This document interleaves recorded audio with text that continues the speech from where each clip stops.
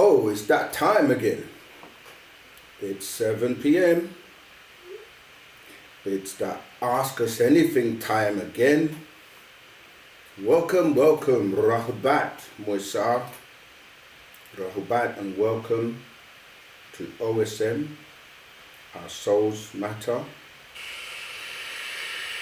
Ask Us Anything.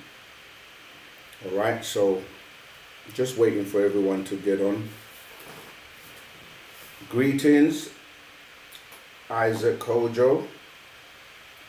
Greetings, Coco Brown, Rahubat. Greetings, Stacy, Rahubat. Far from Banon, Rahubat.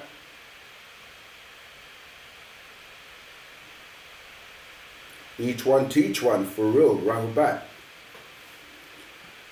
Welcome. Share the links. Let everybody know we're live.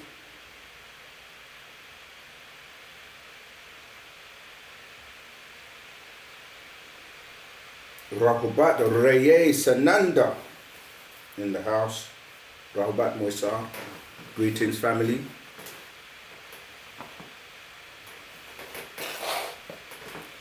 So for all the newcomers, my name is Sakam Reye. I'm one of the millions of student teachers of the master teacher, Pa Nabab Yanun.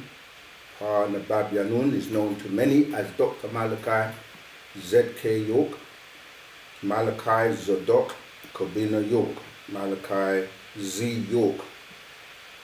Rahubat Liz in the house. Rahubat Moisar, Rahubat family. It's time to get sticky. Let's get sticky, Yasa.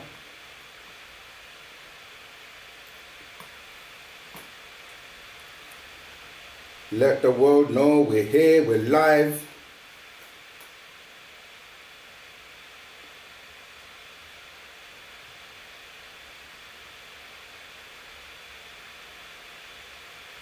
All right, welcome. The Esoteric Keys, Rahubat. Sonny Fro in the house, Rahubat.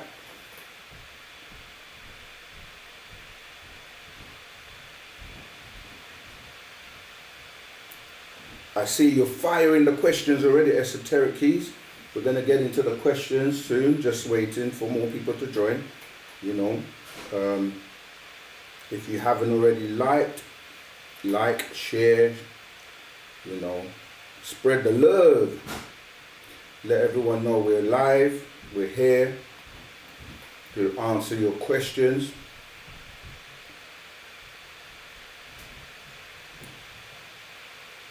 The master teacher is coming home. That's what I like to hear. That's for real, 100%. Nice one, Oreye Sananda. Shared on Facebook. Yeah, that's what I'm talking about. You know, sometimes it's just so easy to just press a button and people still don't do it. You know, come on, man. Let's help. Help me to help you to help us. Overstood?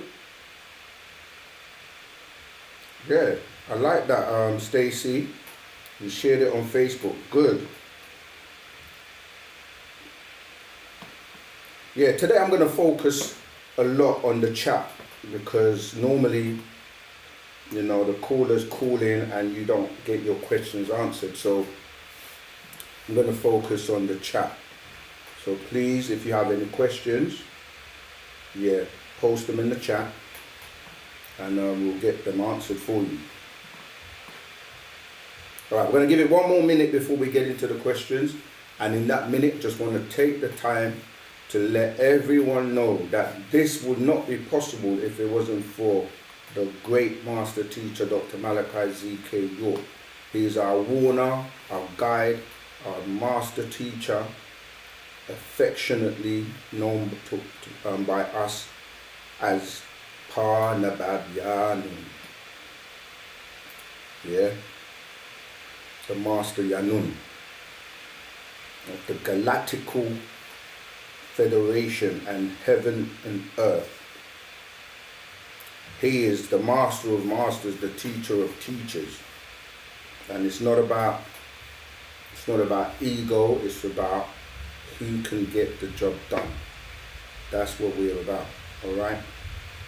Okay, it's 5 past, so let's get into the questions.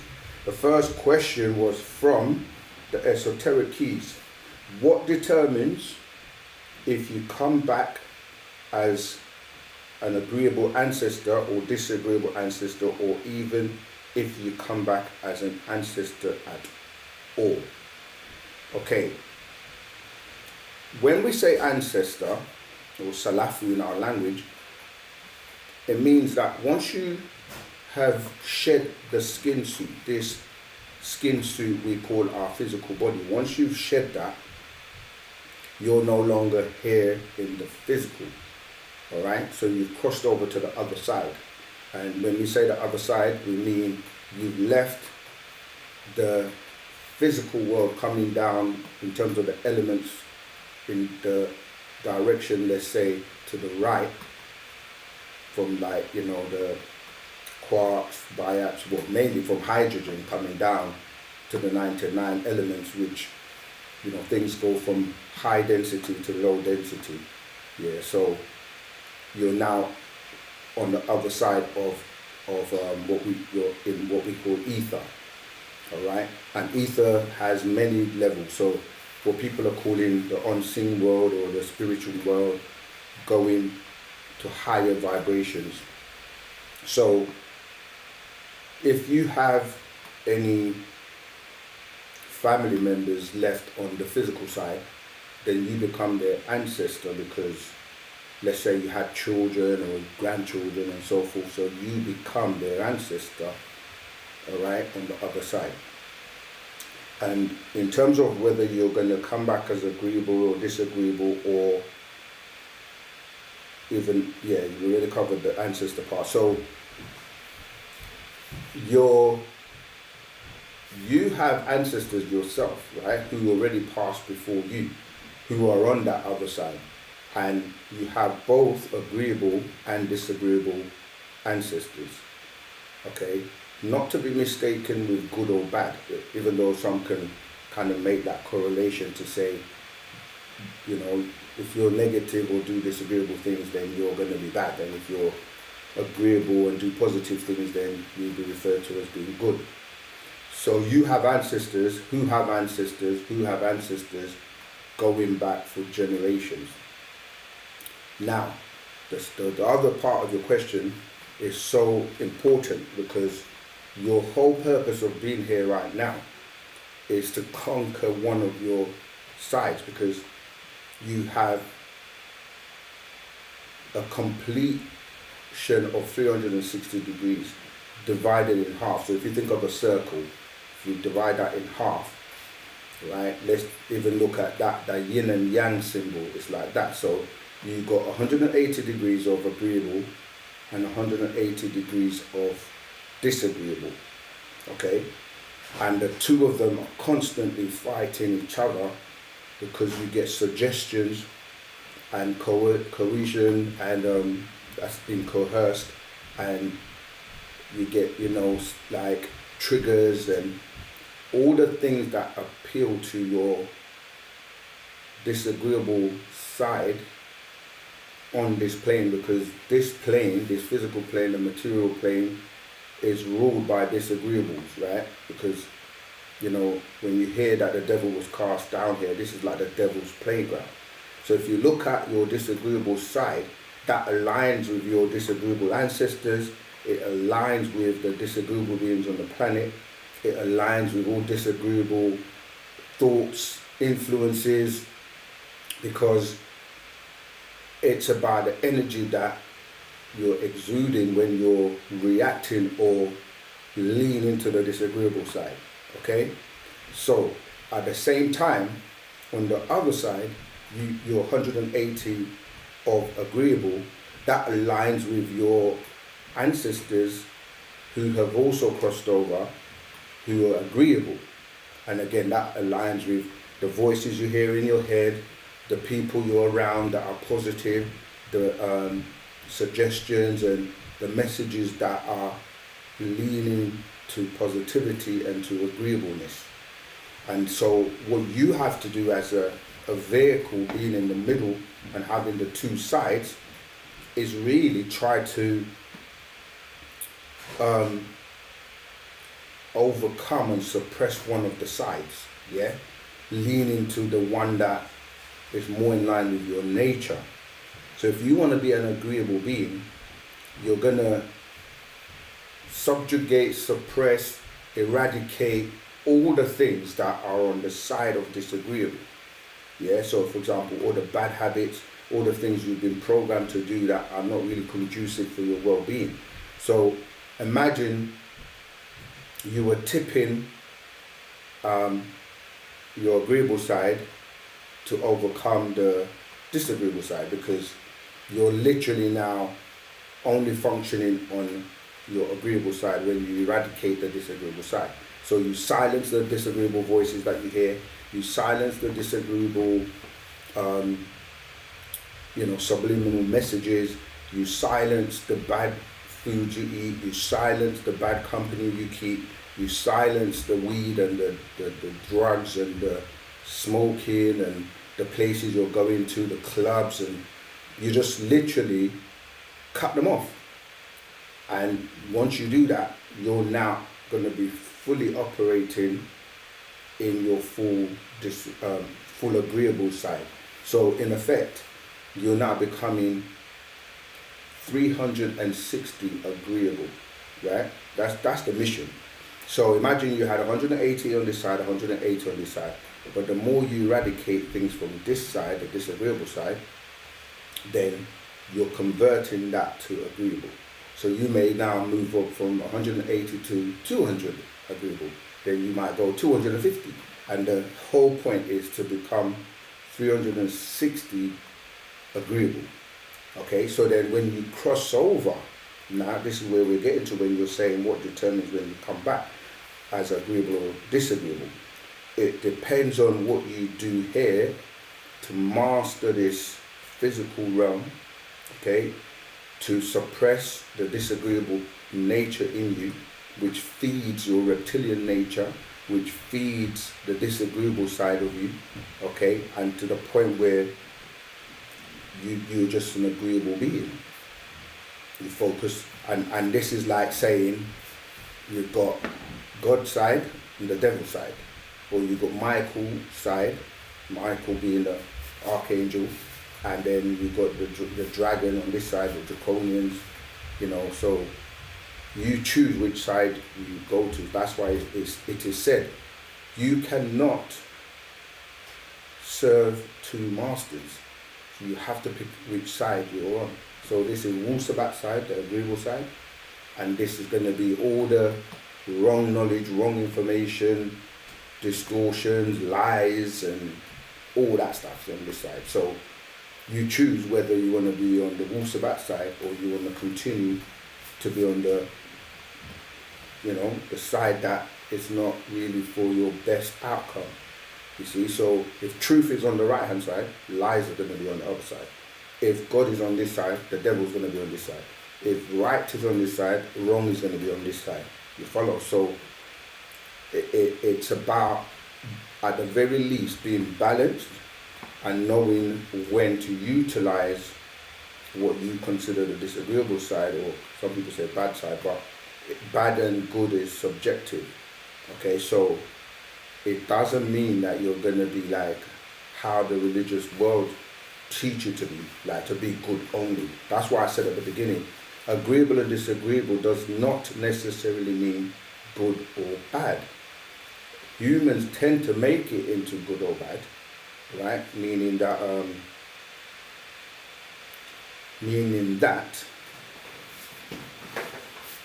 I see all the writing on that side, so I don't know if you all can see me, but yeah, so the point is that when you choose a side, you become that predominantly.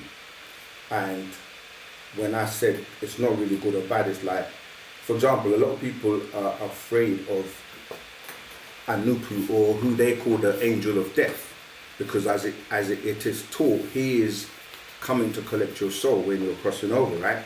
So those people who fear death is because they see death as the end, and they haven't prepared for their journey on the other side. So they are like, oh, he's coming to get me. So they're afraid. But if you have prepared and you're ready to shed this skin suit and continue your journey and exist on the other side, then you're kind of welcoming it, because it shouldn't be a morbid and, you know, like everyone moaning, as they say, and like mourning. That's why people always say good morning, because the system we live in is really about necromancy, and it's there to kind of like bring about negativity, and you're head down and you're miserable and you're depressed and you're just kind of like, you're not fulfilling and being vibrant and living and enjoying your life as you should do, and learning and growing. So I'm saying that to say that it's that question of, is the glass half empty or half full? Is it a 6 you're looking at, or is it a 9? As I was saying, looking at the yin and the yang. All right. So to get to the point of your question, once you've conquered one or the other, that's what you become on the next leg of your journey to becoming a supreme being, or a 720 being. So the reason you come back is if you haven't fulfilled your purpose and haven't mastered what you're supposed to learn and master on this realm. So if you were disagreeable, then you're going to come back and keep cycling as a disagreeable until you learn to master and conquer the disagreeable, so that you can move on as an agreeable being. And if you're an agreeable being and you're coming here to fulfill a purpose, then you're going to come back as an agreeable being, you see. And so on the planet, you have agreeable beings and you have disagreeable beings. But like I said, it's not necessarily good or bad. It's like you're coming here to fulfill or complete your purpose and why you're here. All right. So then when you're in that realm, you do the same thing again. If you arrive there as a 360 agreeable, you may meet your counterpart who is the opposite to you, okay? Because we all have an opposite to us. So if your counterpart on the other side is 360 disagreeable, then now you have to do the same thing again, because you're ultimately merging with yourself as you climb up to the higher realms, to becoming one with all, or the all expanding. So on that realm now, you're going to do the same thing. One of the other side is going to conquer the other. So you're now literally trying to conquer your 360 disagreeable counterpart. And then you merge together, and now instead of being 360 agreeable, you become a 720 agreeable being. And at that point, you're now a 720 agreeable being. So that's how the journey starts. It starts off with you conquering your 180 and then conquering your 360 to become a 720. All right? All right, so that's that first question. So it depends on you and what you do, whether you come back as an agreeable or disagreeable being, and or if you come back at all. Because once you do things and master this plane, this realm, you move on to the next one and the next one, and then you don't have to come back. Or once you've accomplished and fulfilled your mission. Alright, so that was for you, Sonny. No, that was for esoteric keys, the esoteric keys. Okay, we got a question from Sonny Fro. Rahubat student teacher Saken. I shook everyone. My question is, how is Yahweh different from the other Elohim? Plus, where are the elites located? If not in the sky, are they here? Right, so when you're saying Yahweh, you're using titles that are describing a group of beings, and yes, sometimes you have one that is over those group of beings. So generally, Yahweh is referring to Enki, because remember that the Hebrew names you're using are coming from the Anunnaki or the Sumerian tablets, and the people they're talking about are different beings that came down here who were referred to as Anunnaki. Okay, so the main characters in the Bible, especially in the first part, is really talking about Enki and Enlil. All right, and that's who they're referred to by a different name. So when you're saying, say, Baal, for example, yeah, that's you're dealing with Enlil. And then when you break the words down, what they mean, like Yahweh breaks down into two words, Yah and Way, which is agreeable and disagreeable, like I was just explaining, of having, you know, the 180 disagreeable, 180 agreeable. So when you're reading those names, trying to find a reference that I can point you to. Yeah, when you're reading those names, you're talking about Enlil and Enki, and they're opposite to each other, because one was considered, and again it depends on the book and the actual section that we're referring to or reading, because there are times where they are doing agreeable and disagreeable things, okay, and those that align with Enki, all right, those were the ones that would end with like the name Jah, you know, like when you see names like Adonijah, right, Elijah, all right. So when you're looking at Enlil, those are the ones that end with the L, like Raphael, you know. So Raziel, you know, you look at these names, but as I said before, it depends on who is telling the story and the circumstances or what's taking place, why you would say somebody was disagreeable or agreeable, or like you said, Yahweh. All right, so what was the other part of the question? How's Yahweh different from other Elohim? So when you're saying Elohim, you're seeing El, E-L, you're seeing Elo, and you're seeing Elohim, or you're dealing with the El is the one that is over the group of Elohim, and one of those Elohim is an Elo, which makes them one, and then the Elohim is the plural, or them collectively, you see. So Enki is known by many names, and one of them is Nudimud, yeah, and then Enlil, he's known by, like I said already, Baal, and he's also known as Nun-Numnir, yeah. So yeah, that's who you're talking about. So those are the predominantly two sons of Anu. And then, yeah, that's really your question answered. Okay, where are the elites located if not in the sky? See, when you say the word elite, there are different groups of elites.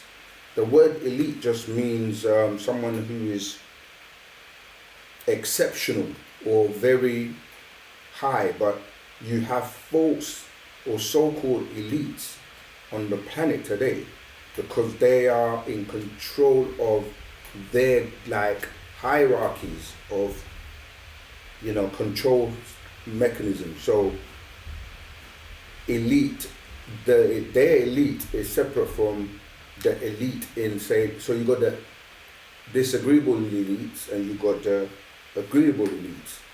Yeah, so on our side, when you hear the master used to teach us and explain that he's looking for the elite. Now, those are very high students or people that have excelled, you know, so that they will be the ones to be taught, especially to come back and help and teach others. So that's what you're saying when you're saying they're elite. And when you say if they're not in the sky, some of the beings are in the sky because they're in crafts and they're in different locations or different planetoid ships or different planets. So they are some, as you say, in the skies, but there are many of the elites walking on the planet amongst us. And the Master is raising the elite 144,000 supreme beings to help. This is what you're referring to when you're saying that, like I said, Michael and his angels fought against the dragon and his angels. And when you said, I said to you that Enlil is known as Baal, you hear the word Baal. You hear the word like cannibal, because Baal is at the end of Baal, cannibal, because they're flesh-eating beings, they are disagreeable, and so forth and so forth. I trust that answers your question.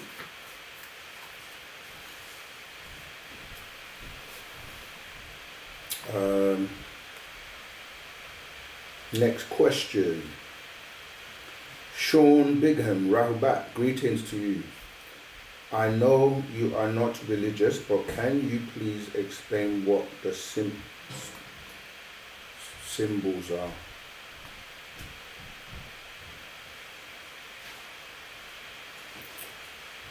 Sorry, I just lost the page. Yeah, I know you are not religious. This is from Sean Bingham. But can you please explain what the symbols you wear on your clothes represent or mean? Okay.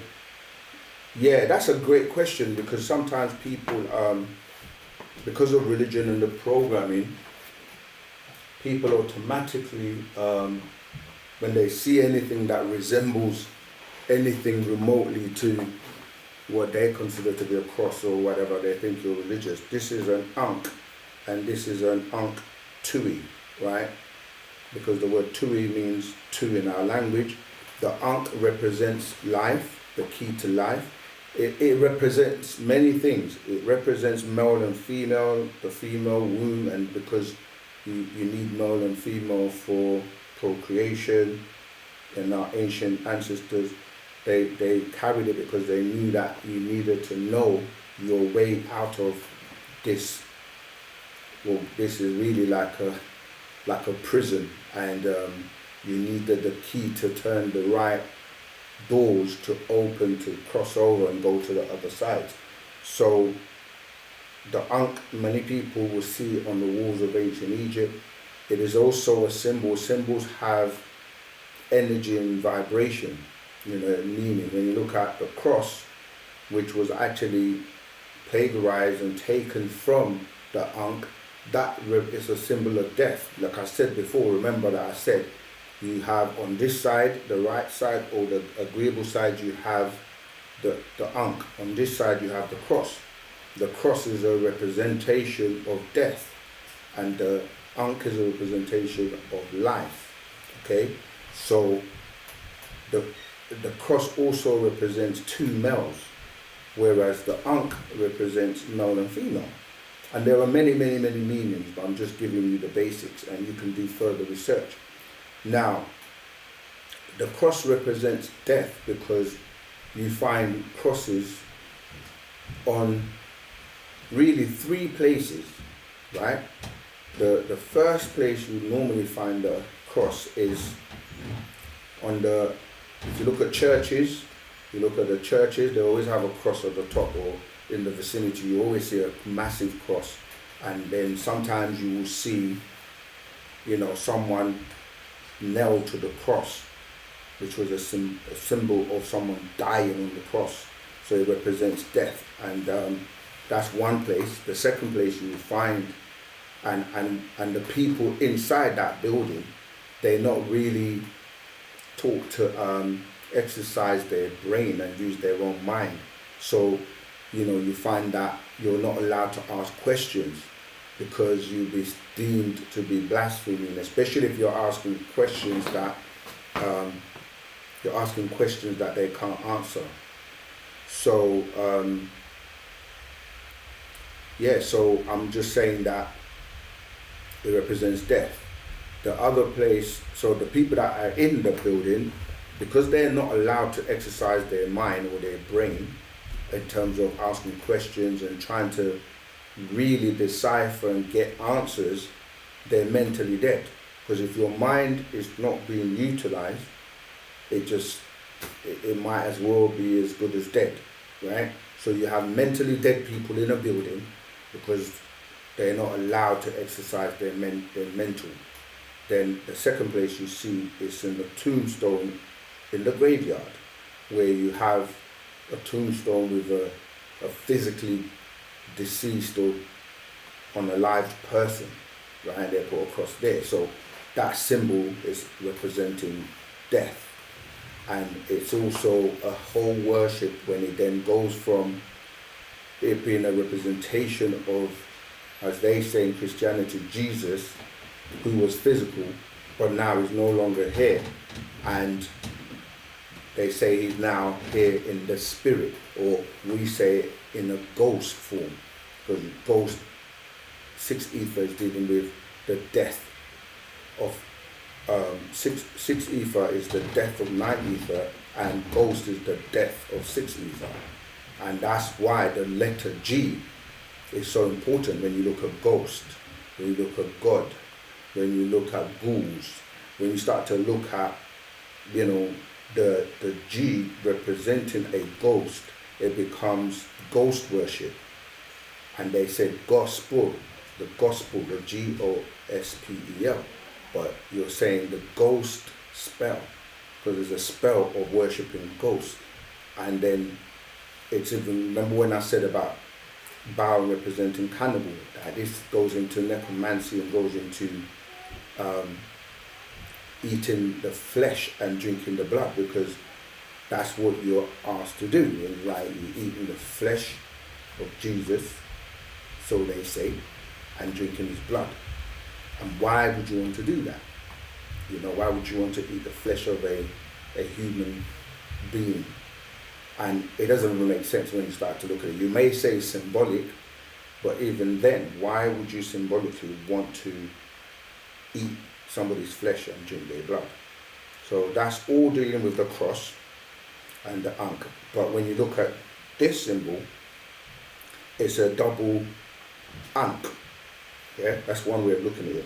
You see, I've got it here like, the double ankh, which means it's twice, which is dealing with the resurrection, the real resurrection, not one that you have to die first, right? This resurrection, it has multiple meanings.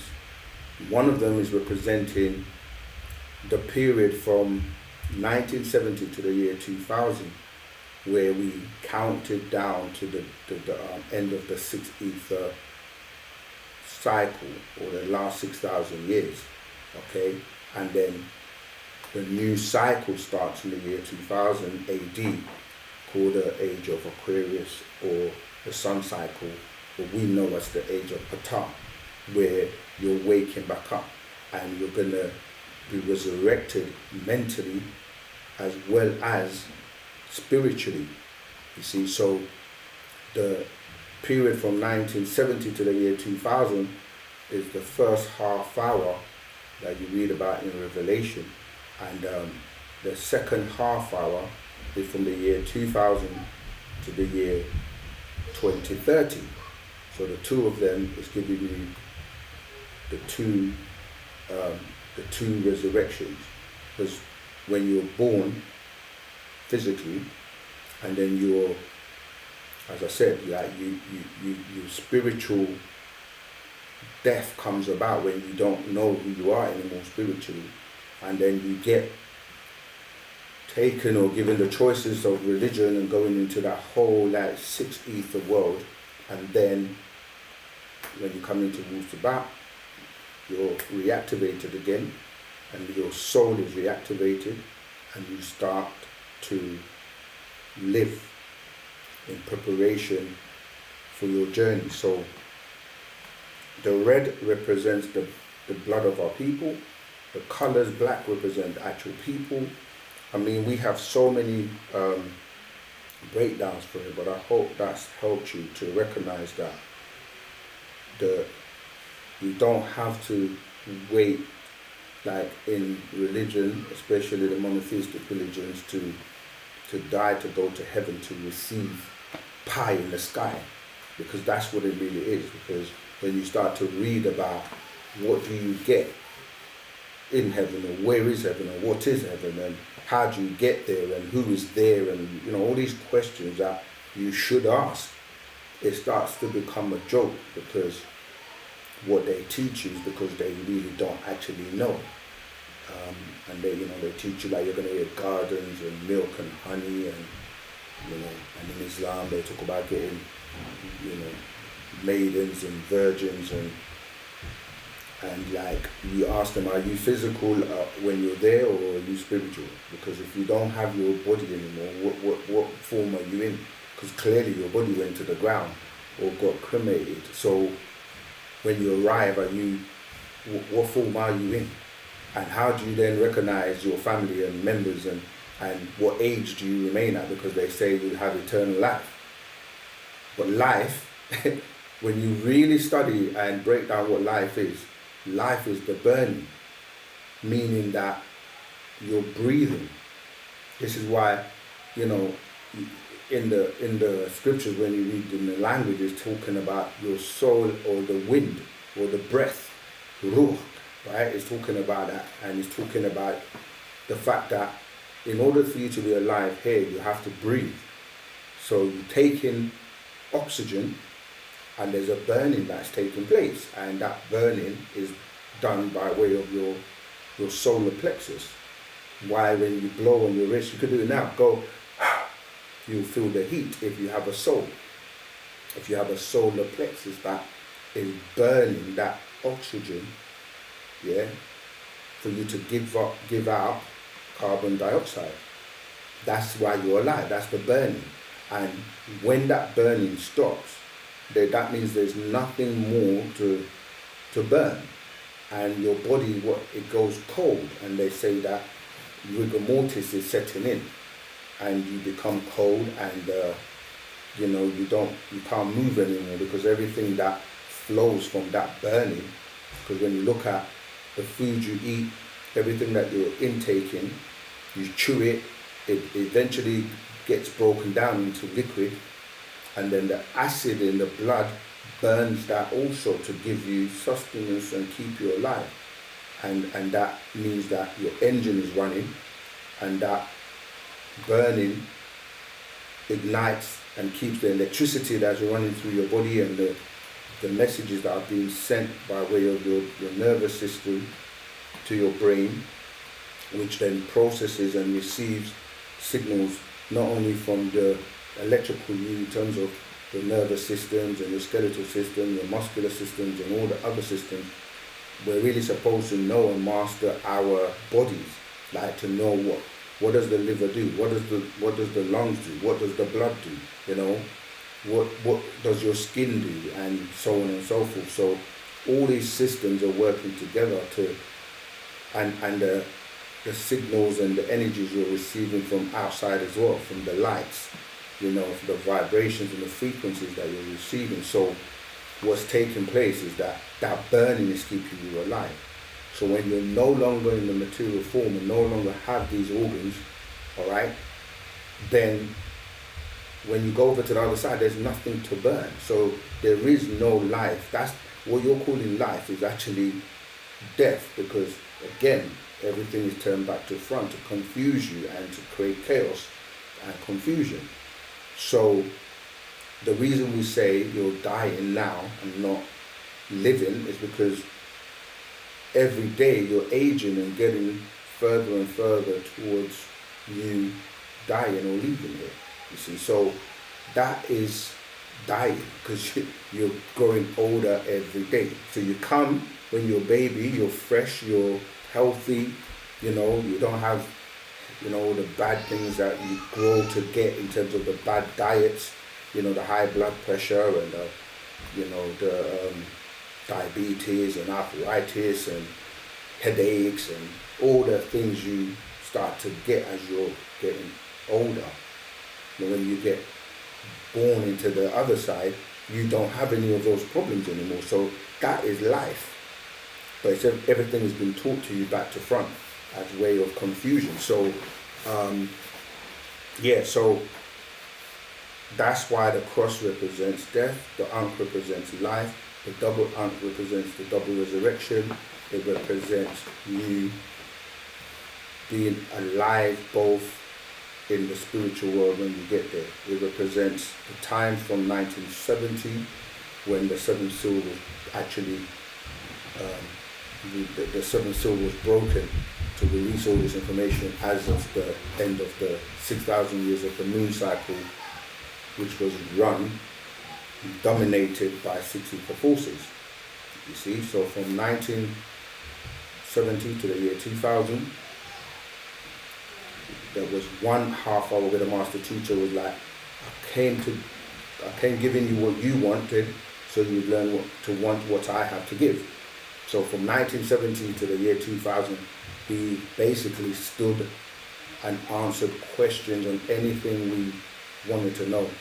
And that was predominantly based on religions and how great we are, and cover to cover, translated all the scriptures, took us through all the schools of religion, took us all the way through the schools of what people term Egyptology, the Sumerian doctrine, all of that, to really submerge us in what people were calling religion, not really knowing the origins all the way to these Anunnaki stories and so forth. And then from the year 2000, he started giving us right knowledge, right wisdom, right understanding in its most pristine form, and into Wu-Sabat, into wu-nuwapu, into the hereafter doctrine, which we're dealing with now, which has Patarot, the way, the master secrets, and we have the actual facts. All right. Okay, let's move on to the next question. And that would be from Aminu Sudan. I want to understand if we had orchestrated our experience here in Earth. I'm trying to understand that. Question is not clear. I want to understand if we had orchestrated our experiences here in Earth. I don't know what you mean by it. Do you mean like, did you set it up before you got here? When you say if we had orchestrated, please try and, I don't know, clear the question up, make it clear. I mean, if you're talking about, I don't get it. If you're saying, did you orchestrate your experience here on Earth? Or, the question is not really clear, so please rephrase that. I mean, in the sense that you can look at it, if I'm getting what you're saying right, that you are the conductor of your orchestra, so whatever you're doing every day is an accumulation of your decisions, which will lead to an outcome. That's why we say that, you're the center of your universe. You are a universe, and everything around you is equidistant from you, meaning that without you, nothing would exist. And you do orchestrate, the symphony of your life, what happens in your world by the decisions you make. So by the time you get to what people call judgment, you have already judged yourself based on the decisions that you've made. That's what I was saying about, do you want to lean to the agreeable or do you want to lean to the disagreeable side? So that's down to you by the decisions you make. And there is a Patarak called The Decision that you should read if you haven't read that already. Because you are co-creating what's happening to you by your manifestation of your thoughts. Because remember that everything you see around you came about by way of somebody's mind.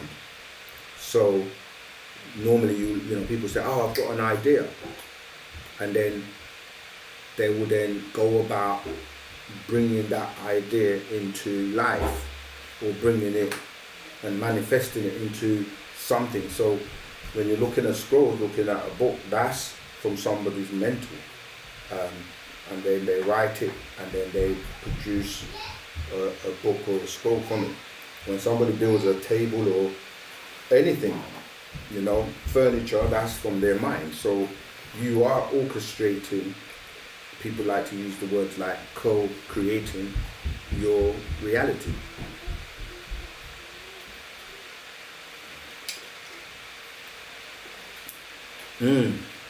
Miss Iris Moss, I never stop just kind of savoring that flavor and that taste when I take some of that and sip it. It's so nice.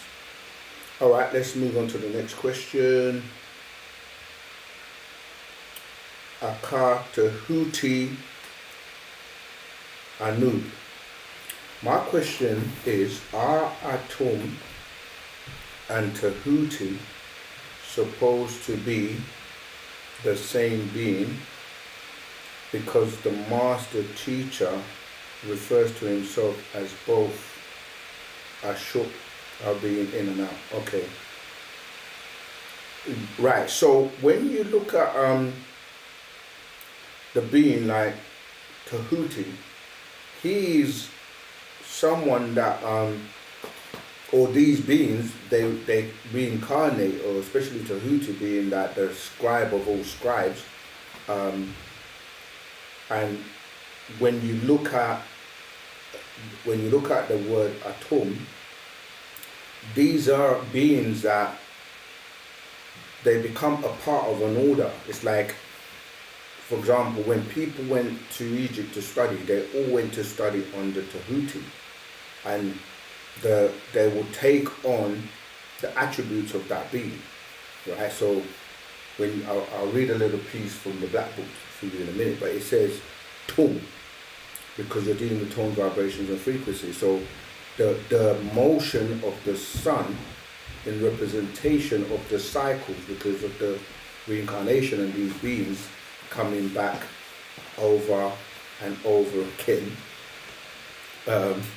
You're going the wrong way. You can't see.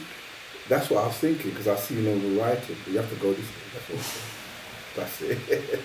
Keep turn it that way. No, the other way. That's it. A little bit more.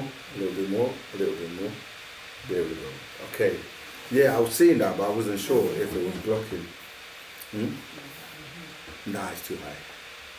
All right. So I'm just, my production team are telling me that you couldn't see me. All right. Well, now I'm there in all my glory. As I was saying, so when you look at the sun, because the sun is a representation of life, right? So the motion of the sun was then labeled Atum, Atun, and Amun, right? So going from coming to life to the middle, and then down, and then it goes through what they call the underworld, right? Or the darkness, which is referred to as Anun.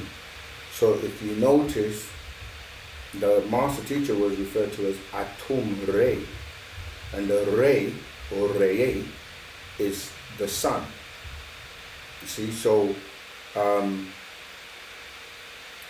so that's why the names will be Atum Re and the master teacher. That is representing a level of information and the symbolic rendition of the cycle of life.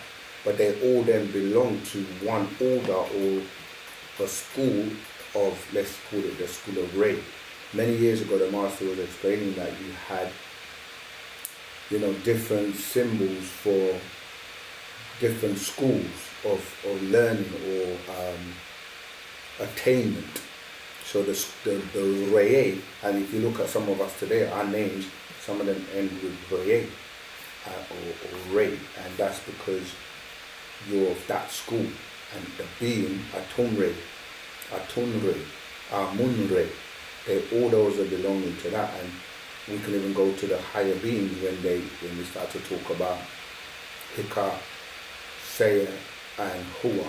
Alright, but don't want to distract you too much. But yeah, so you can be in that position because it's a title, or be a part of that order as one of those beings. So and those also actually represented the three parts of wu-nuwapu or nuwapu, which is the three main degrees, which is asanupu, nabanupu, and wu-nuwapu. You see, coming from the being that's coming back to life or resurrecting as nun, from the waters, or when we say nun, you're hearing ya nun. So that cycle, the bit where we look at the black sun, when it's drawn, you see that is referring to Pan Bab Ya Nun, and that Nun becomes the opener, or Pata, starting the cycle of Pata. So if you're following me, you're going from the cycle of Pata, which is starting the new 24,000 year cycle, which moves in cycle from coming from the Nun to the Atum, to the Atun, to the Amun. And that if you break that circle in four, you get 6,000 years each of, what we say, the sun cycle, moon cycle, sun cycle, moon cycle, then you start again. That's why he can hold those positions, or those tones, or those names. All right, let me read something from the black book. If I can find it. Bear with me.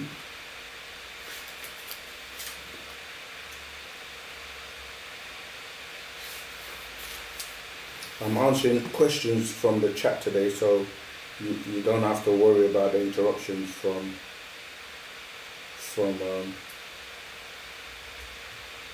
the calls. Okay, so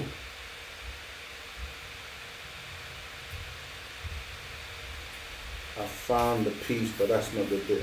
In fact, I could read it from there. So on page 4 of the Black Book, part 1, chapter 1, he's been asked a question: what are your works? And he says, I as Natir, which is mistranslated as the word God. It says that through my rays of light, I grow them into Natir, God's out of Mother Earth, each becoming a Natir as myself, God, which is the G-O-D, right? Goma, strength, Oz, wisdom, Dabar. That is I, Natir, Amanubi, Rapata, Tum. Take men, light, known, and women, darkness, mystery, mere mortals, and make them into Natir, or make them into gods, or make them into the image and likeness of God. And then I'm going to find the real part that I wanted to read.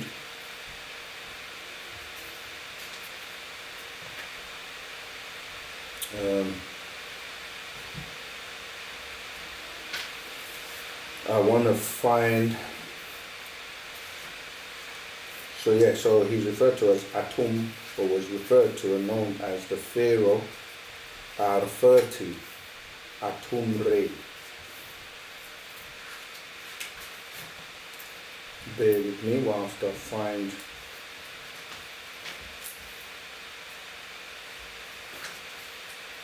the bit I'm trying to find.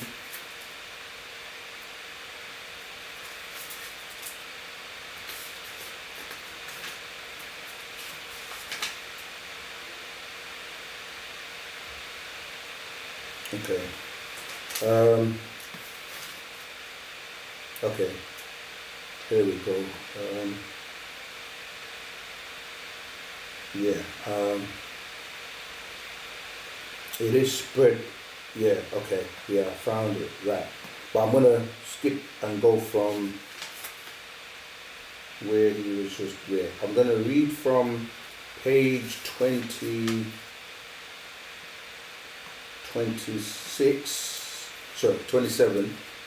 and it says,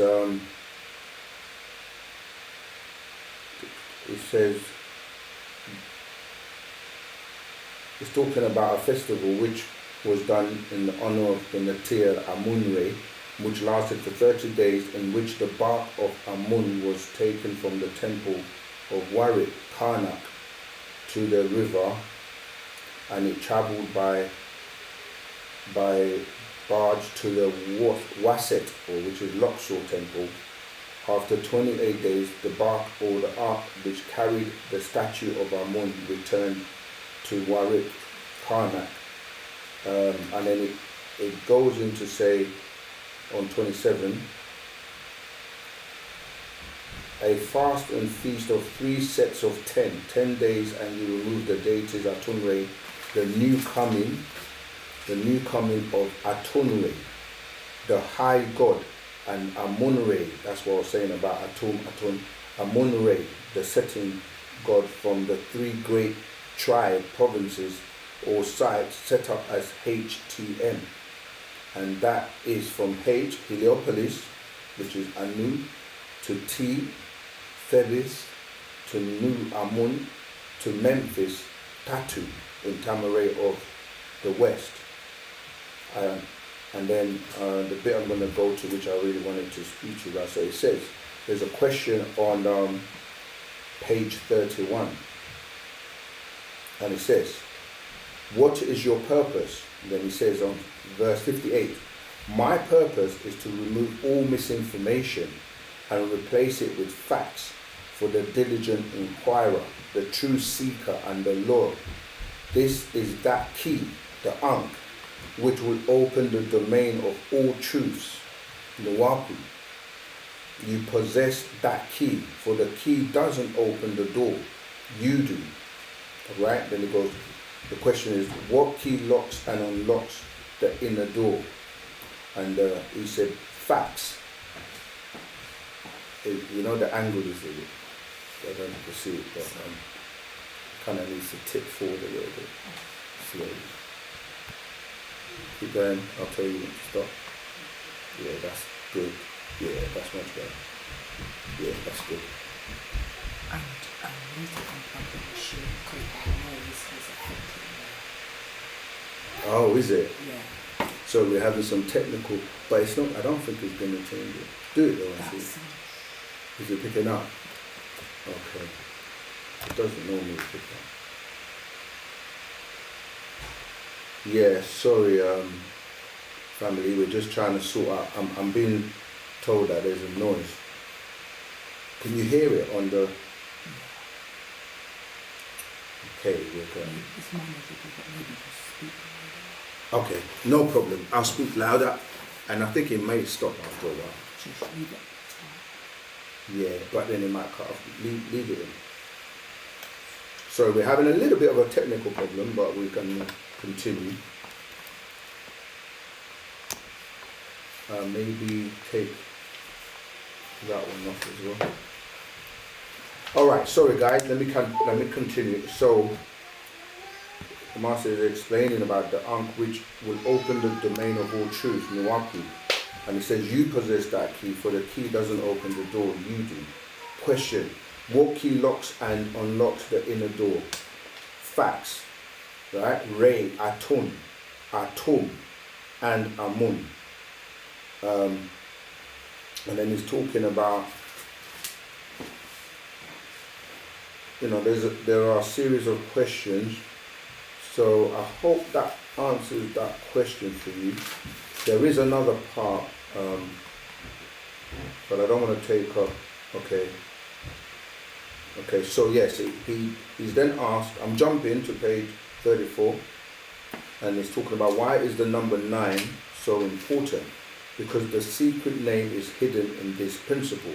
Question: may I ask what that is? 71. Of course you may. Being behind the 9 ball is the key. You have 9 Enneads, and 9 is 3 times 3, or Re Atum Nun. In them you find the sacred name. Alright? So in going through these schools, in these cycles, you learn about the beings Atum, Atun, Amun, which coincide with the of the school, as he said, of Nuwapu, and that is Asanupu, Nabanupu, and wu-nuwapu, which make up wu-nuwapu, or Wu-Sabat. Okay, all right, let's keep going. I've got loads of questions to get through. Okay, so that was for you, Akir Tehuti Ranu. Okay, the next question is from Bandi Lemakubalu 8537. Good day, Saken. Can you please explain the royalty, or what it means to be of royal blood, and how the royal ancestors were chosen, specifically us Africans, Nubians? Yeah, everything is to do with the blood, isn't it? Because life is in the blood, and the DNA and the genetics all run through the bloodline. So going back to those beings that came, like we were just talking about, these ancient beings would be the first or the original bloodlines, yeah, that would be pure. Because before that bloodline got messed up, so I'm talking about, the journey is like we came from like the waters onto land by way of the Ogdoads, and then the 9 Enneads, and then like the Pataites basically. And during that time, it was just a black planet. There were no diseases, no chaos. No one on the planet was that knew even about disagreeableness in that sense, right? So that's the pure bloodline before it got mixed. And then from that bloodline all the way till today, there are people that are descendant of the original blood type. Now, on the planet, they got to a time where beings then came down. You read this in obviously Genesis, like Genesis 6:4, where these Nephilims, or these beings, came down here, and then they started to mix with those original people, Pataites, who became, like I said, like in terms of the bloodline, of pure bloodline, they became, like today we refer to those as the sand people. So what I'm saying is that you have a pure bloodline that the generations come from, until this day they're trying to find these bloodlines, because those bloodlines will possess the power to be in the highest positions, or the elite positions, or like you say, being the kings and the rulers of the different tribes. And so when these beings came and mixed in and produced hybrids, because remember that those Pataites were like, the women were like 4 feet 5 inches, and the men were like 5 inches, and 5 foot and 4 inches. And the these disagreeable beings that were cast down here, or that came down here, that fell from grace and from on high and came down here, they weren't supposed to mix. That was a rule, they were not allowed to. But they did it anyway, secretly. And he tells you, like, as I said in Genesis 6:4, that the sons of God saw the daughters of men, that they were fair, and not fair as in light skin, but they took them and had children, offspring, then you started to get different heights on the planet. That's how they knew that these beings had violated the rule of not mixing. So when they started to mix and produce different offspring, the wickedness came in. This is why I said that it grieved God in his heart that he had created these beings, and he got to a point where he wanted to wipe them out, because all they were doing was evil continuously. You see, so what then ended up happening was that now the bloods were mixed, people were trying to maintain the bloodline, so as pure as possible anyway. So when you look at all the beings, the guides that have come, you call them prophets or angels or whatever, they would have come of a bloodline. This is what, when you start to read the Bible, they're telling you about the bloodlines, but the bloodlines of the biblical stories are not the same bloodline as ours, as in the Natharu. You see, so this is when Enki and Enlil and the Anunnaki, they took the bloodline that were already here and grafted different beings to have their image. And you've got the Pleiadians. When we start to talk about the Adamites, you've got the Pleiadians and the Anunnaki, that when you're saying in their image and their likeness, you're talking about them looking like the Pleiadians and having that nature of the Anunnaki. So from that point, once the bloodlines were desecrated, the ones that were not mixed, okay, they try to maintain their bloodline by staying within, you see marriages like they keep it within the bloodline. And it's the same thing that happened with the other side, with these reptilians and draconians, where they had the negative blood types, which became your RH negative blood types. And so with the blood mixing, this is why now you started to have the main blood types, A, O, B, O, and then you have like the O blood type. So originally our blood types were just positive, and then with the mixing, the negative came in, and the RH factor, which deals with the rhesus, because that started to deal with the rhesus monkey, which ties into these beings now being mixed with being Homo canine, Homo porcine, and Homo simian, the simian genes. You see, that's where now you started to get the Adamites blood types into it, and then O being that the most neutral one is the one that everybody is predominantly the one that is used when people are looking for like blood transfusion, etc., etc. So I'm saying that to say that by the time you get to that, the kings and the people that were in rulership, they maintained that bloodline. That's why even with the movie, the Da Vinci Code, they're trying to tell you that they were trying to find the bloodlines of Jesus, okay? And they obviously turned it into the last one being a female or woman. But they're telling you things in what they're saying because of the mitochondrial DNA, which is only passed from the female to daughter to daughter to daughter and so on. So yeah, when you look at the warriors because why when these beings like the Phoenicians, or when they say for example came into ancient Egypt and mixed their blood with the bloodline being desecrated, mean that they're now in your blood, they're now in your being, so then you behave and act that way. That's why till this day we're now not able to know by somebody just looking like you. It's not about just the skin suit, it's about how do you behave, how do you act, do you have the mentality of foreigners, do you behave like these disagreeable beings, what makes you different?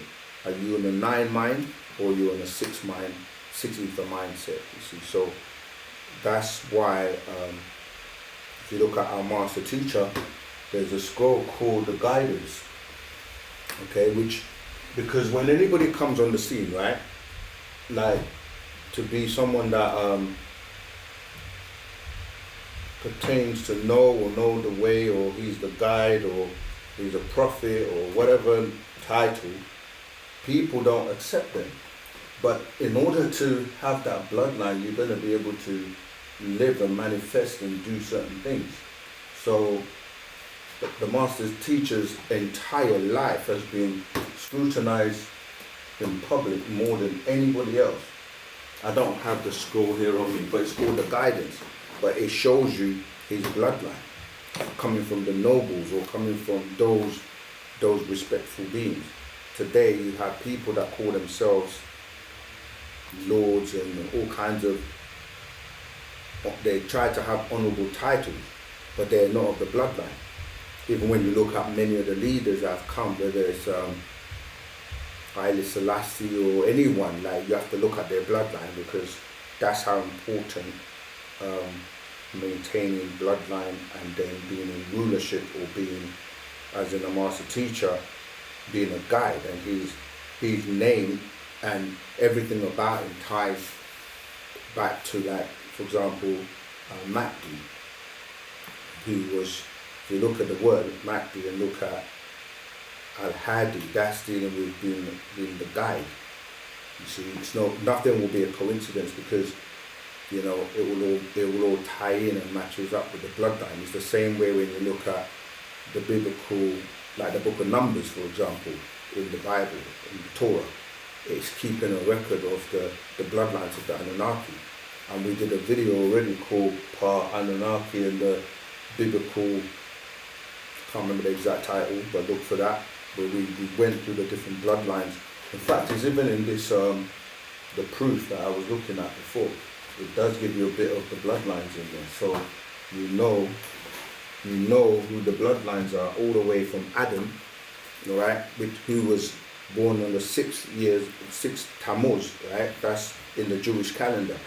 And so you can trace the bloodlines of these beings as well, all the way from Adamites, all the way to today. That's how we know about, them being from 4004 BC. When you look at the Adamic calendar, from there all the way down, so we know who these biblical characters and bloodlines are. Again, this book called The Proof, by way of Pana Babylon, series number 108. It's a great scroll if you can get your hands on it, and it does give you some of that bloodline in terms of when I was mentioning. There you go. Right. So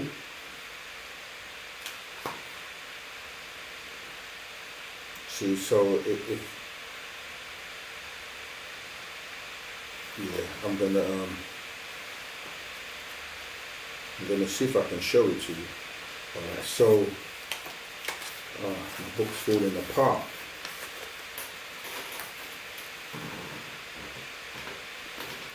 So if you can see that properly, move my hand down a bit.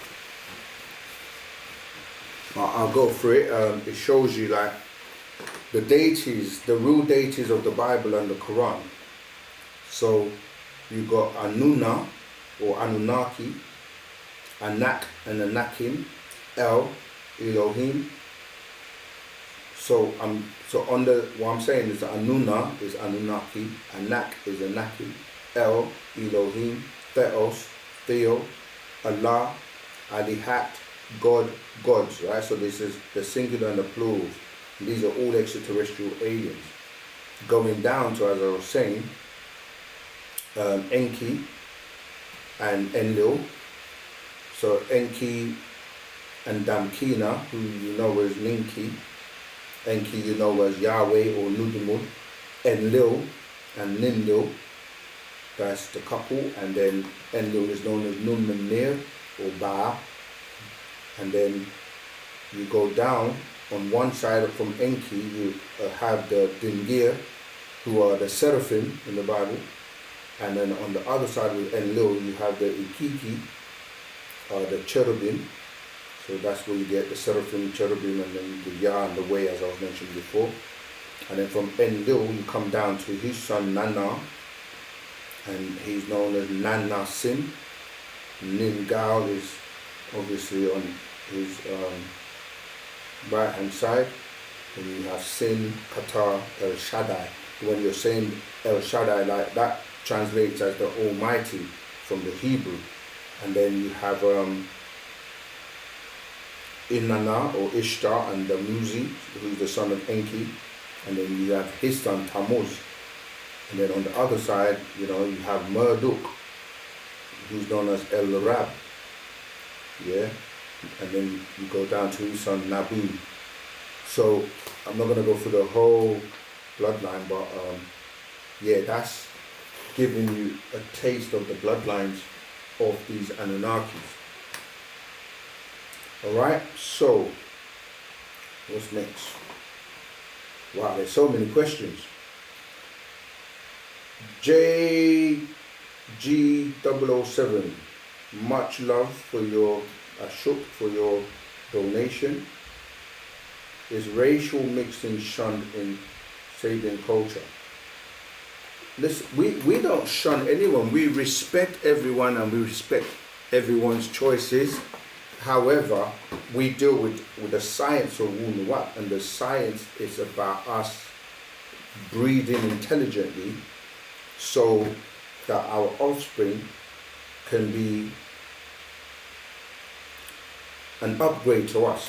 Okay, so we don't promote it because we like to fix and repair our DNA and our genetics by way of our offspring, not diluting and mixing down or lower from their genetics.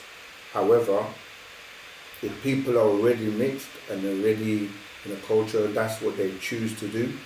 That is down to them. We don't dictate, but obviously we have our commandments and how we live, right? So we have, 33 commandments of the Sabian, which give us our guidelines. But if you're not in our culture, then what you do outside of our culture, that's down to you. So really,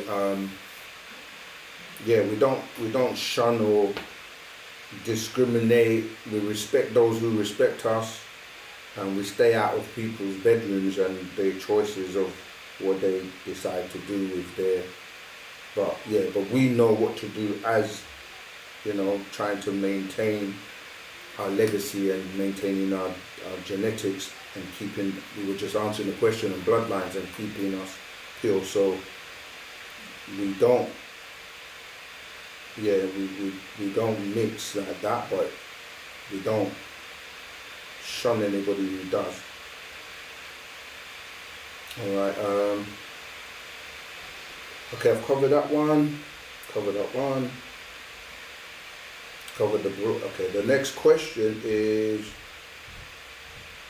Rahubat, crowd favorite media, and Ria. I think Real 6781, Rahubat Musa, is our current sun and moon simulated? The sun is not, but the moon is.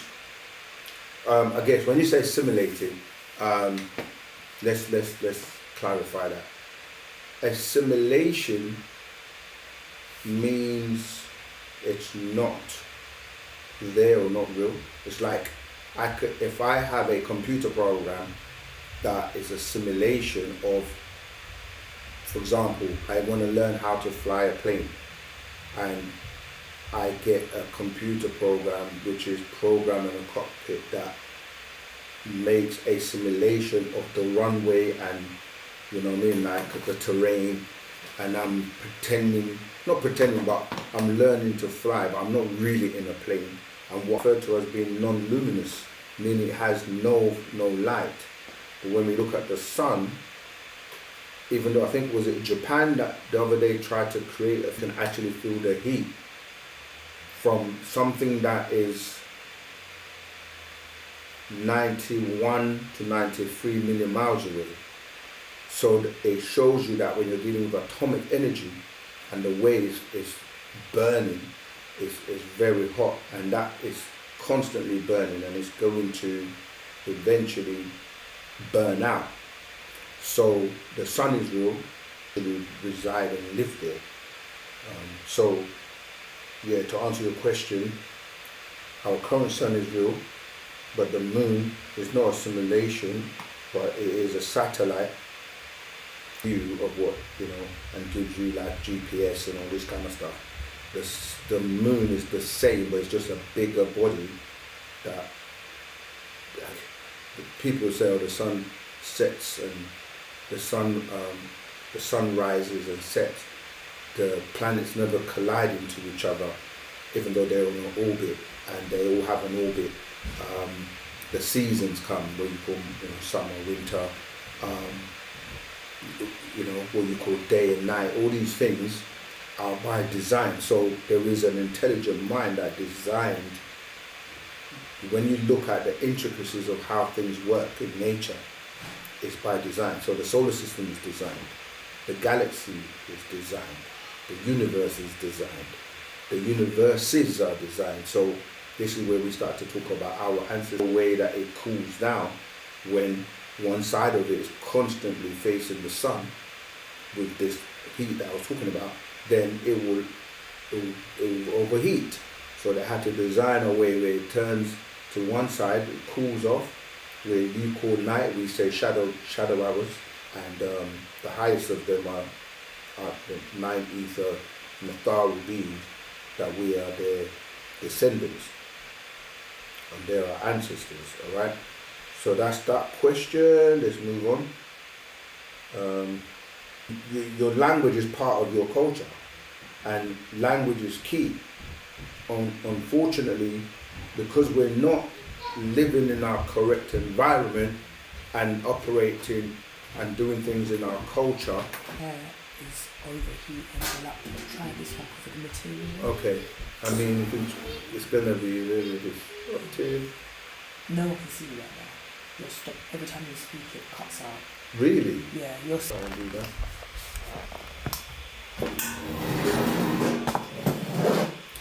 It's good job you're here, right? That's what we're here for. Okay, we're still trying to resolve, but that might just be the connection. Oh. But it seems fine. Move it that way. No, the other way. Keep going. Okay, that's, let me move over to this side a bit more. That's it.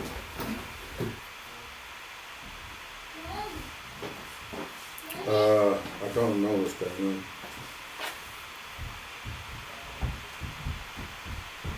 Is it still frozen? Yeah, he said yeah. Alright, let me ask. I'm seems to be right. Am I frozen? Can people let me know? It seems like it's okay.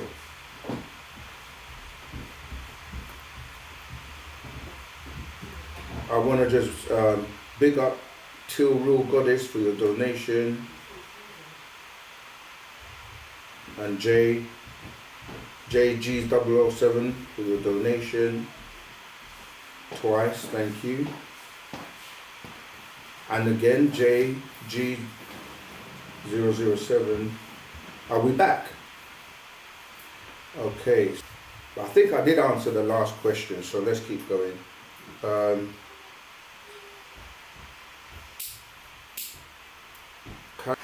Yeah, I mean, most of, okay, so the master teacher is the one that is here to do what you're asking in terms of taken from the ancient Egyptian deities. However, they're different beings, but they do align with like, you know what I mean, like Egyptian deity. When you look at Ham, which is really Ham or Chem from the word Chemet, that's an Egyptian word, you see. So Ab is also an Egyptian word relating to your heart. So that becomes Brahma, you know, when you look at the Hindu and the those Asian deities, Brahma, and then it becomes Abraham or Abram, because remember, he was Abram or Abram or Ibrahim, and then he becomes Abraham, Ibrahim in Arabic. So it's the same deity, and we can do that with many names. Like if you look at the word, say Gabriel, right? Again, that's Geb, right? Geb, Ra, El. The Geb goes to ancient Egypt, you know, because you got the deities, yeah. So like Shu, Geb, etc. And then you get, you know, Shu, Geb, Tefnut, and then Ra again is Ra, Geb, Ra, El. The El is relating to the Elohim or the Els or the Elus. So you put the days in, you see. So yes, everything ultimate gets its root from ancient Egypt. So that's how they pretty much all the characters and all the names that make their way from ancient Egypt to becoming your monotheistic religions. Alright, so to the cycles of your reincarnation, yeah, that's from Shelley and Jay. You have to be very specific with your question, because it could be the cycle of 24,000 years, but I think you mean the cycles in terms of how many times you have come here or reincarnated. You don't actually know, although the master teacher has told us that on average, if you're not a new soul here for the first time, then you may have been here on average around 9,000 times. But you don't know if you're here for the first time, the 9,000th time, or your last time in terms of your 24,000 chances. So that's why it's good to live as if it was your last time, because you never know. So yeah, so this is Sabians, don't get caught up. Yeah, Rita M442, thank you so much for your love, showing us your love and donation. Alright, Tawat. Right, let's keep going. For those that are really serious and want to, you know, don't waste your time. This is what we're saying. Like, spend your time studying, learning. Free Dr. York, JG007, thanks so much for all your donations. Let me answer your question. Has Dr. York made any books that show the design of the Earth and star system? How will the Earth be after the 6,000 year period of Adamites? Yeah, I mean, that's happening now, and there are people that have been channeled. There's a map called American Map by Lori Toyi, a young girl that was channeled and shown a map of the future through the continental drift and, you know, the tectonic plates that move. It's changing. Tsunamis, earthquakes, tornadoes, these are making the way the planet looks differently. But on that map, it's liquid water, and it can push and create tsunamis. So the earth is transforming and changing anyway. And so yeah, if you look at the map, it shows many places that go underwater, you know, because these tsunamis, they know what I mean, they're gonna drown and create, you know, new kind of like divisions in terms of the landmass. So you look at that map, that gives you an idea. But yeah, there isn't like a map from Dr. York that shows the design of the new Earth in the future. Yeah, so that's something that, you know, we can maybe ask and see if we can get more information on that. But we do know that the Adamites, they're being wiped out by the year 2030. So we'll see how it will look like then.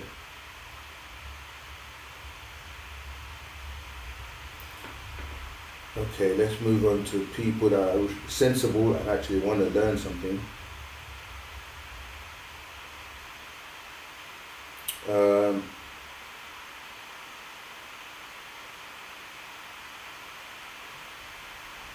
next question. Okay, I don't know, is the video still freezing? Past that, you go in to other suns or other star systems.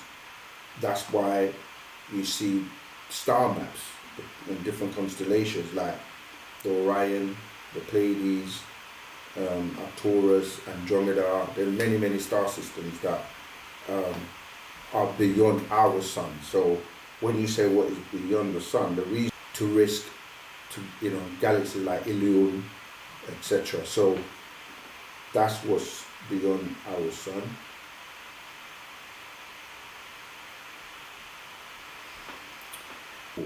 And that language is not, we don't want that on the platform. All right, so if you don't want to be removed, please stop that. And the same for you too, Reye Sananda, come on. We ain't got time for that. All right. People wanna learn, and they're here for Wu-Sabat and right knowledge. So if you're dealing with Wu-Sabat, you should know not to rise to 6 ether forces.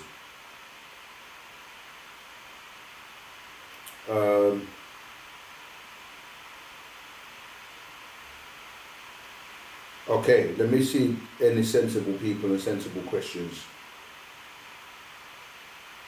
Okay. Sean Seller 3737. I was recently introduced to Wu-Sabat and I've been very intrigued. I want to know what is the best book for me to start with.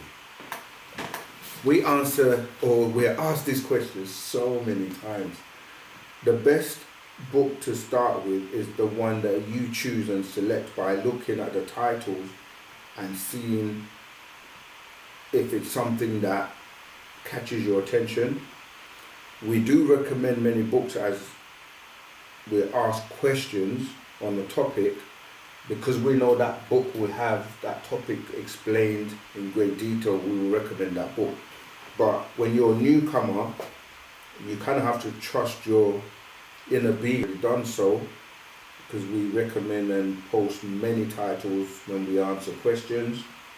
So that would be what I would recommend for you to do, is to, I explain it like this, and I do it many times to kind of make it clear. If you think about Wu-Sabat with the many books that the Master Teacher has published, over 1,000, right? And if you looked at each book like a piece of a puzzle, you know, when you get those puzzles that you empty them on the table and you try to fit it to make the picture that you see on the cover of the puzzle. And the way you will do it is you just start with a piece. You pick any piece, try and find a piece that matches that piece, and then you put them together. And then you might do that a number of times and you get to start with any. And the pieces will start to come together. And then as you progress, you will know which side or which piece to pick next. That's your name properly. Showing the sellers 3737. Right, I've answered that question, so let's move on to the next one. Okay, cover that.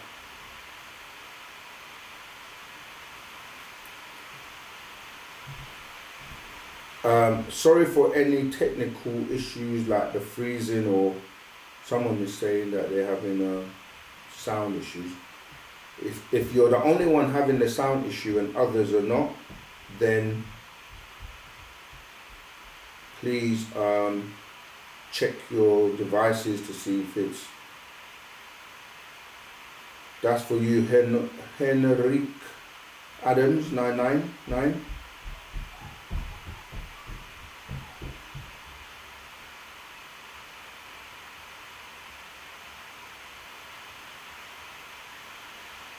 Yeah, it is artificial. I think you're coming back on the question about the moon. Real 6781. Yeah, it is artificial. Of things in the air and the clouds that you may be looking at, not real. Some of them fake things, crafts come. Okay, so I've covered most of the questions. I'm gonna see, let me see if I can find a scroll to relate to one of the questions that someone has just asked.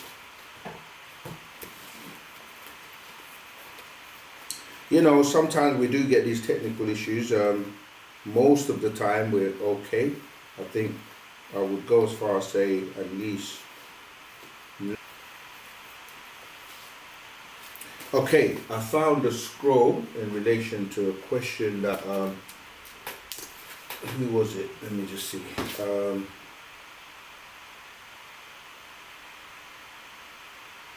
Atlas realignment. I thought you said something about Atlantis. It depends on where you're getting that information from when you say Atlas realignment. Where did you get that information from? Because that's not something I've heard from. Yeah, let me know. It's frozen again.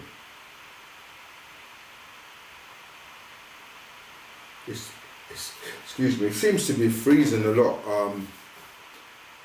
Unfortunately, I don't know what the issue is. It's frozen again. Okay, it seems to come in and out. But I've actually covered all the questions I've seen in the chat. It may just be because of the latency.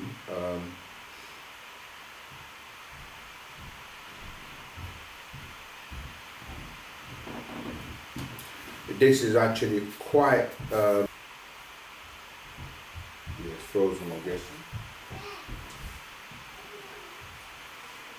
I'm not sure if this is, I'm not sure if it's sabotage, but whatever it is, today we're having some technical difficulties. I'm going to keep going on.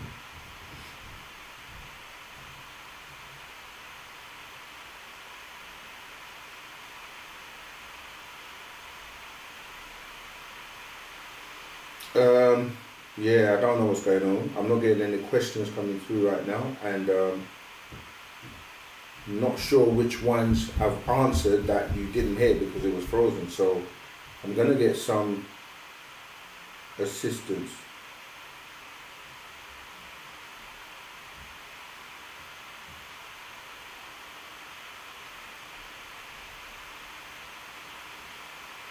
May I be heard?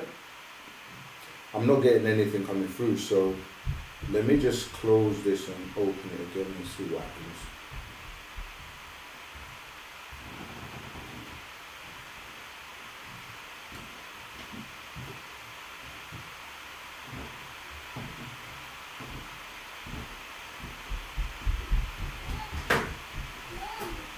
Is it still frozen?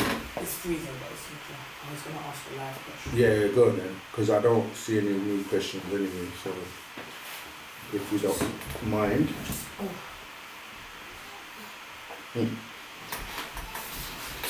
Nadum Moisar.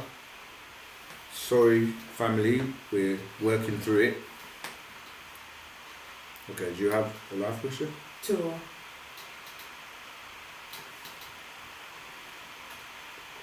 Rahubat Zaman. Rahubat. In the Luciferian conspiracy,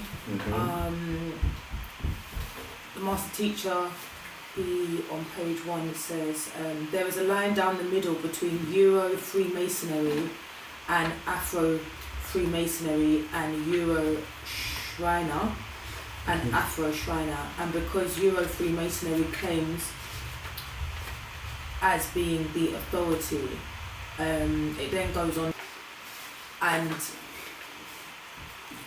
because the word Freemasonry has been thrown around quite a lot, especially like in the early, I would say like 2000, like up to like 2010, came across it in this book. Yeah, so Excuse me. Yeah. Well, Afro. You see, a lot of people don't realize, just like originate from people like Albert Pike and so on, right? And initially, Freemasonry itself actually starts from ancient Egypt and starts with, or people say Sumer because it's based on the being known as Nimrod. And he was a builder, and obviously from his father Cush. And so when you're talking about Masonry, you had the original Freemasonry, and then you had the Euro Masonry, meaning that when the Europeans came in terms of, as you hear the word Afro Masonry, the Africans or those that were from the Negroid descendant into their lodges, Masonic lodges just for black people. But they still had to petition for their charters from the Grand Lodge of England. And then obviously, as you say, in more recent time when people started to see certain symbols, you know, with the music industry relates to Haru or Horus, when you know the story about, when Seth and Osiris, Seth tricked his brother Osiris and then got him decapitated and then into 14 pieces, and then Isis tried to find all the pieces of his body, put him back together, and then found the phallus, which was how the ritual of having a child who became Haru or Horus, and then he went to a Mason is really someone that works with stone or bricks or builder. And how that's important is because it relates to the building of the pyramids and the Master Mason. And but then they incorporated all these European practices and started to incorporate, you know, things like blood and, you know, skull and bone, everybody from. And that's what I'm saying. So the Euro Masonry is separate from Afro Masonry to distinguish those lodges that are more black, that were not allowed into the real, so they took original from Egyptian, us, and then desecrated back, and turned it around, and then didn't allow us access to inside. Yeah. And then, But of course, the master teacher being Tehuti, from the great, as Sayyidi Hadi al-Mahdi, of the International Supreme Council of Shriners, head of the Council of Nine, the Grand Mufti of Shrindom, a direct descendant of the Prophet Muhammad of Arabia through the Ma'ul, the incarnation of Tehuti, Thoth, student of the great Tum, known as Atum. This actually relates to a question I answered initially at the beginning. And it talks about the first point of resurrection from ignorance to the right knowledge, the right wisdom, and the right understanding. And he says, you know, I have blended in with each of the religions most interesting to my people. I lived as one, also traveled a rough and rugged path of Freemasonry, and I have arrived as the Imperial Grand Potentate internationally of the ancient Arabic and Orchestrating, AF and AM. Also Deputy Grand Master Pride of Georgia Grand Lodge AF and AM. 33rd Scottish Rite Freemason and Amos Grand Lodge of Macon, Georgia. I as Al-Mufti, sit on the Council of Nine, the International Supreme Grand Council of Shrine, Aliyah Bait. And then, you know, it goes on and he explains about, you know what I mean, the different, you know, lodges and his journey. Yeah. Does that answer your question? I have another question. Go ahead. So it's quite like common knowledge. I see it a lot now, a lot more now on social media in regards to the calendar being changed, and that the 2 months that were added in have obviously thrown us out of sync quite a lot. Yeah. And you see it a lot in nature, like for example now that they've, you know, given us a change of time and the sun is at a different point, and so on and so forth. Yeah. How do we, is it possible for us to live as we are, as we're trying to come together more, but actually move away from that system, do you think? Yeah, because it's just like time. Obviously, time we know is an illusion, but people, because when you say calendar, you're really talking about time as well, and we're living in and applying a Gregorian calendar, as you know, which is where all the misconceptions in terms of days being removed and the names of the days, the names of the weeks, the names of the months, it's all basically based on the Gregorian calendar. Now, just as time, you can be completely ruled by time, meaning like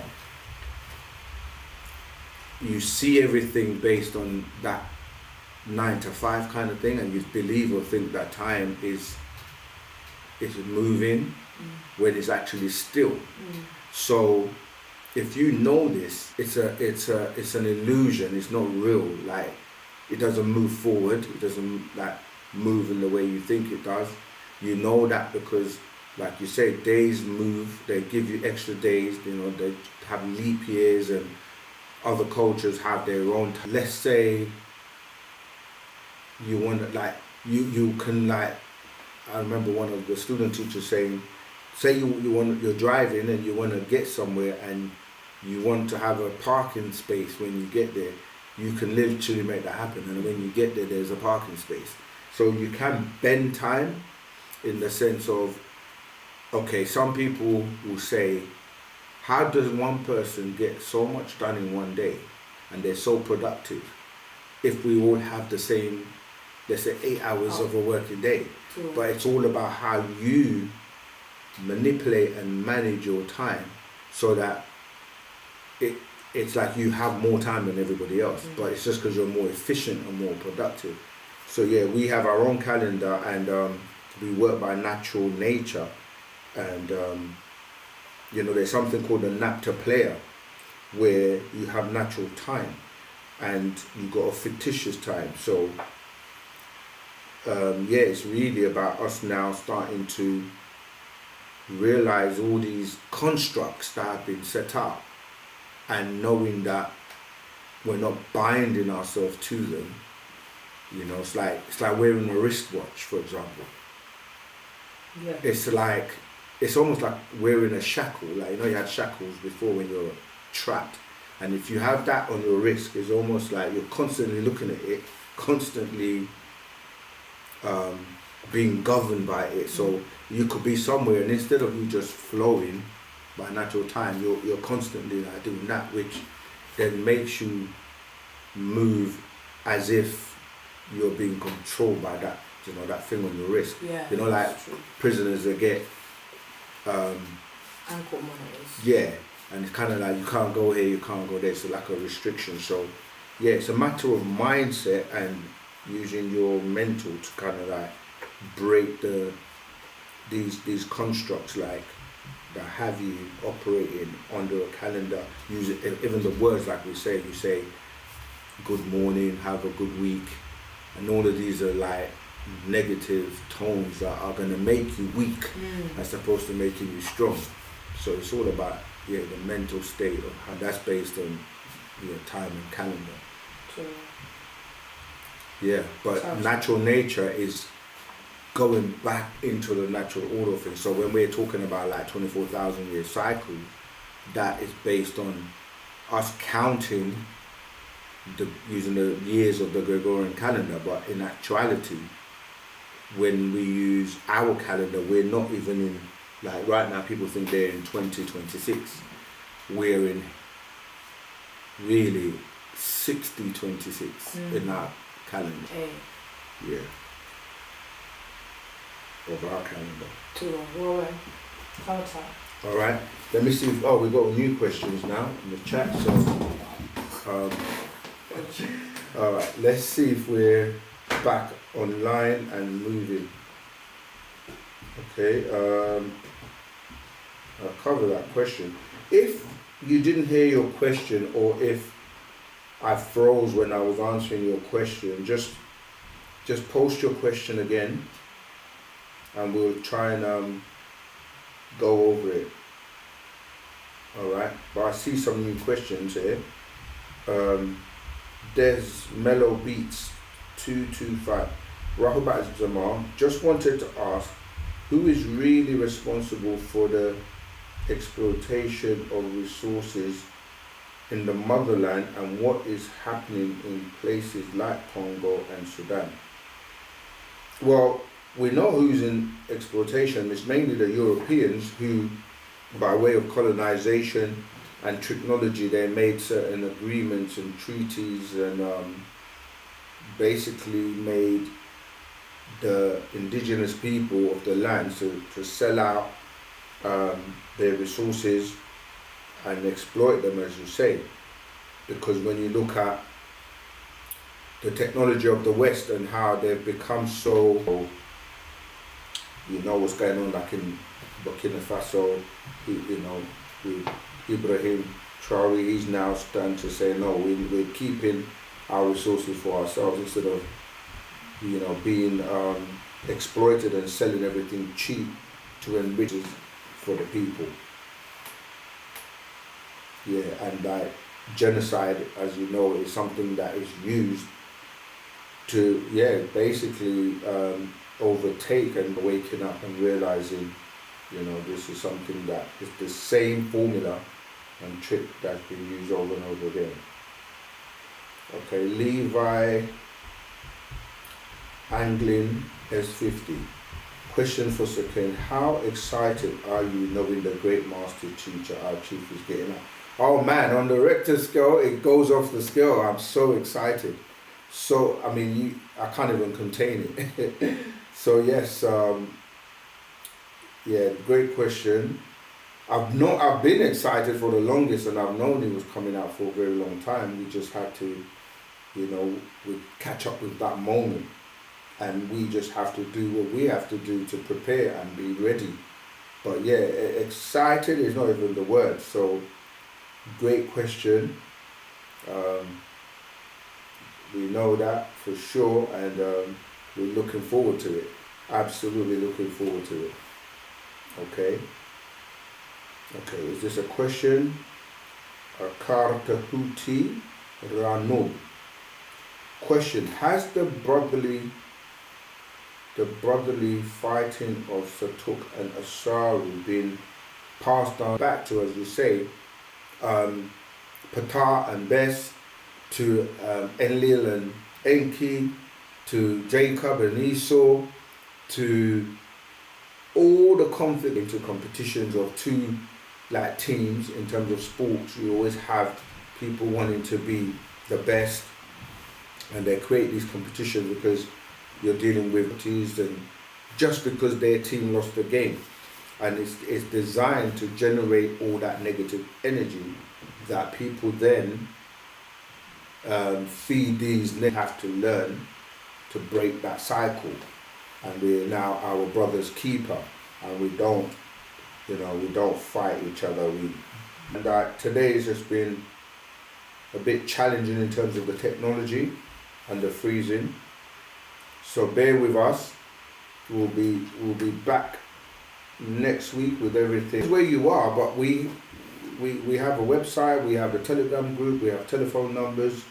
I'll put it in the chat where you can get all the information from. And it depends where you're coming from. Obviously, we're here to guide you, but the website I'm posting that right now. Look in the chat. I've posted it in the chat.co.uk. You can find the address, telephone number, and everything at the bottom left-hand corner. Let me see if I can post it in here as well. But yeah, that's how the directions and everything. Just come down, come and see us, come and fellowship. I'm just trying to find the number so I can post it for you as well. Okay, there you go. You've got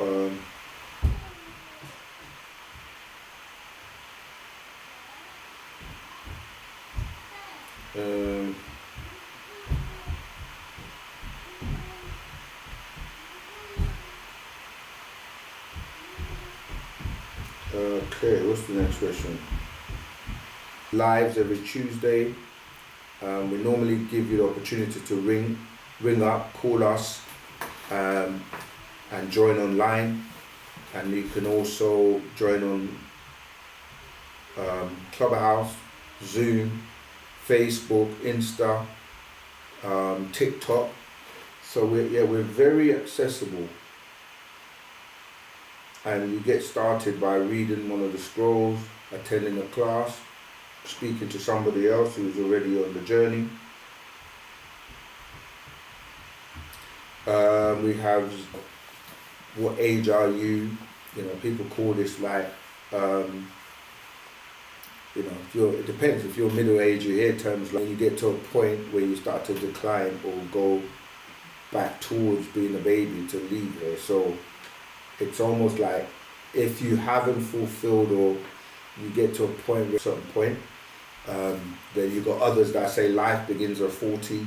And these are all terms that are basically saying you have this kind of where you're baby and you can't move, you just like you decline in health and everything. So people get weary when they kind of are lost, don't have a purpose, don't have a direction, don't know where they're going, and it's just mundane, a yearning to know what's your purpose. And then if you don't have that, then you just start getting weary, as you say, you start to get tired, you start to feel like there's nothing really exciting in life. But in Wu-Sabat, you eradicate that because you know the journey, you know your purpose, you start to actually look forward to waking up because you have a purpose and something that you're doing that keeps you interested in the next thing and the next thing, you know, and knowing that you're here to help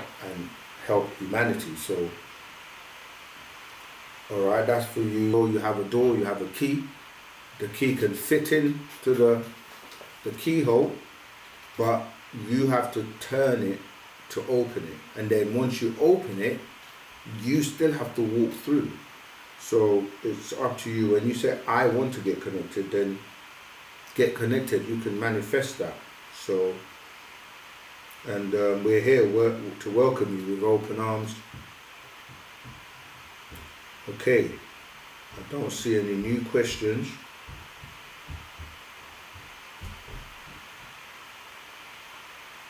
Okay, yeah. Slightly misquoting me, what I said is that the slave and the slave master cannot worship the same God. By the same God you're praying to, saying, please free me from the slave master or the person that's got you in captivity. If your prayers are in slavery, not help me so that they will never escape, two different prayers. So it doesn't make sense that you're both praying to the same God, because whoever's receiving the benefits or the response is going to be the one that God is serving, because you cannot serve two masters. So if the slave master is keeping the slaves in captivity, that means his prayers are being answered. And if the slave is not being freed, then his prayers are not being answered. So what I said was that, I mean, you misquoted it. You say here, you said in a speech, and so therefore you can't worship the same God, because the slave masters answered in terms of what I actually said. Another one, Shoina Seller 3737. How did the master teacher become so informed? Sorry if you answered already. No, it's fine. There are different levels to the answer for that question. The simple one is just the same way you're being informed. You study, you learn, and you study everything, and he just happens to be a supreme being, someone who can master all the information on this planet in just a few minutes. So he studied everything on the planet, just the same way you can also do. Information, over 76 trillion years of knowledge, and that's because you're dealing with beings from a completely different time zone. So when you study the books and read the books, you're going to know that he's got a lot of knowledge because his pen is guided by the overseers. Last question. Shook divine love to everyone that has tuned in. Nadum for the glitches and the technical issues we've had today. See you next week, same time, same place.